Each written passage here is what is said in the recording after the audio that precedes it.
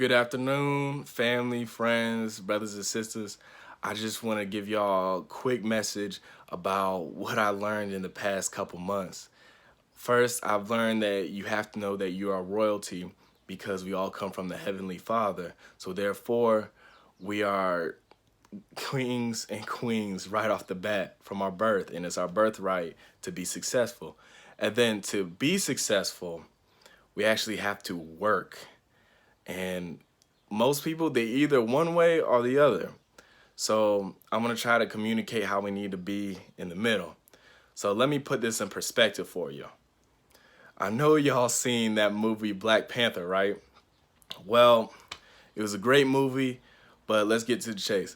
The main character, T'Challa, he was the rightful prince of Wakanda, and he was expected to rule this great nation even before he was born. So it was his birthright to rule, even before he even got to that position.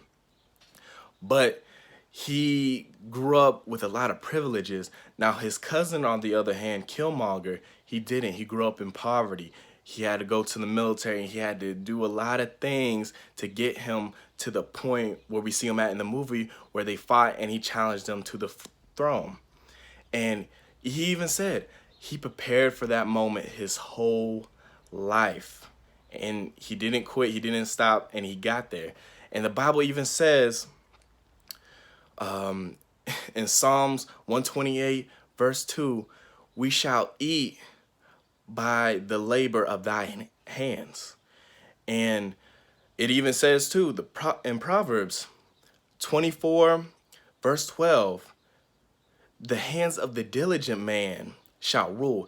And he was more diligent than his cousin at that point, so he kicked his butt and he took the throne. But the reason he didn't keep the throne is because he wasn't ready for that position from how he grew up and his true motives. Now, what I'm getting at here is that we must know that we're royalty and it's our birthright to be successful right off the bat. And we learn this in Romans 8, verse 28 and 29. And we know that all things God works for the good of those who love him, who he had been called according to his purpose. For those he foreknew, he also predestined to be conformed to the likeness of his son. And I'm going to stop right there. So right off the bat, you are predestined to be great like your Heavenly Father. All right? But then you must work for all the opportunities you get in this life to not only accomplish your personal goals, but to accomplish what God has planned for you. So at the end of the day, y'all, you need to be right in the middle. You need to have that great self-image, and you also need to have that great work ethic. And I just want to give y'all with this line, know that you are